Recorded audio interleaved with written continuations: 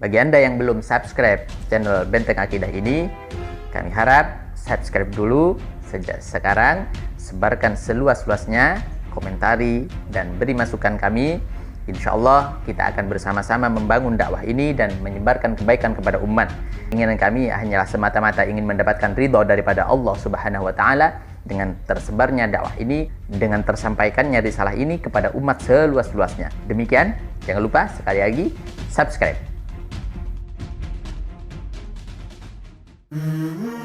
Assalamualaikum warahmatullahi wabarakatuh.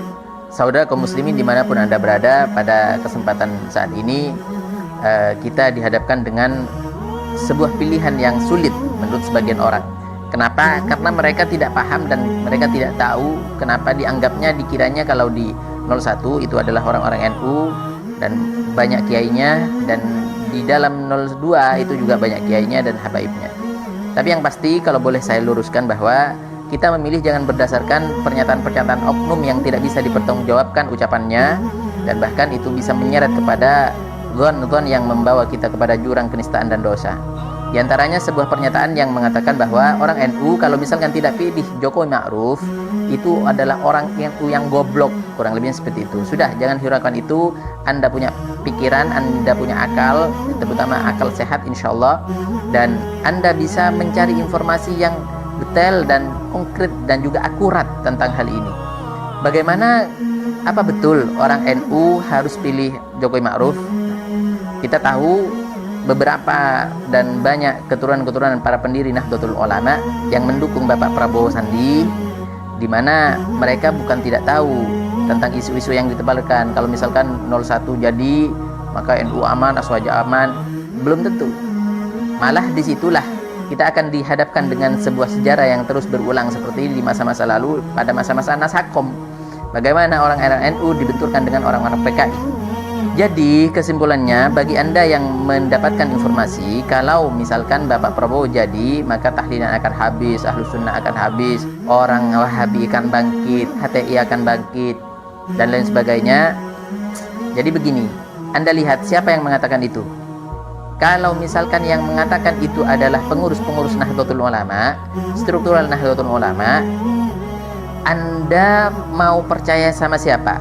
Sama pengurus harian Nahdlatul Ulama atau kepada para keluarga dan pendiri Nahdlatul Ulama? Anda pertimbangkan baik-baik. Di mana di dalam para pendukung Bapak Prabowo, selain para ulama, para habaib, kalau Anda bicara Madura, insya Allah Madura itu 80% para kiai-kiainya itu kepada Bapak Prabowo. Apa orang-orang Madura itu tidak paham terhadap gelagat-gelagat orang-orang Wahabi? Apakah para kiai-kiai khas di Madura itu tidak paham terhadap ciri-ciri orang Wahabi dan tidak sadar akan hal ini? Apakah mereka dianggap bodoh soal hal ini? Kemudian yang kedua, apakah para pendiri Nahdlatul Ulama, cucu-cucu pendiri Nahdlatul Ulama, apakah mereka rela, apakah tidak lebih takut, apakah tidak lebih eman kepada Nahdlatul Ulama yang sudah didirikan oleh kakek-kakeknya? Jadi secara kekeluargaan beliau mempunyai ikatan yang luar biasa kepada Nahdlatul Ulama, tidak hanya pengurus. Karena kalau pengurus bisa saja hanya numpang. Ada, tidak semua orang itu masuk ke pengurusan Nahdlatul Ulama itu tidak hanya untuk berikhidmah saja. Ada banyak niat lainnya. Seperti yang Anda lihat sendiri belakangan ini bagaimana mereka berpolitik. Setelah naik dan mempunyai jabatan, akhirnya mereka terjun kepada dunia politik praktis. Setelah punya nama sudah masyhur, kemudian terjun lagi ke dunia politik praktis. Jadi sekarang Anda lihat sendiri, Anda perhatikan sendiri baik-baik. Di dalam Bapak Prabowo Subianto itu banyak ulama-ulama khas. Di antaranya adalah Kiai Khalil As'ad Sukarjo, beliau ulama Nahdlatul Ulama. Apakah beliau juga bodoh?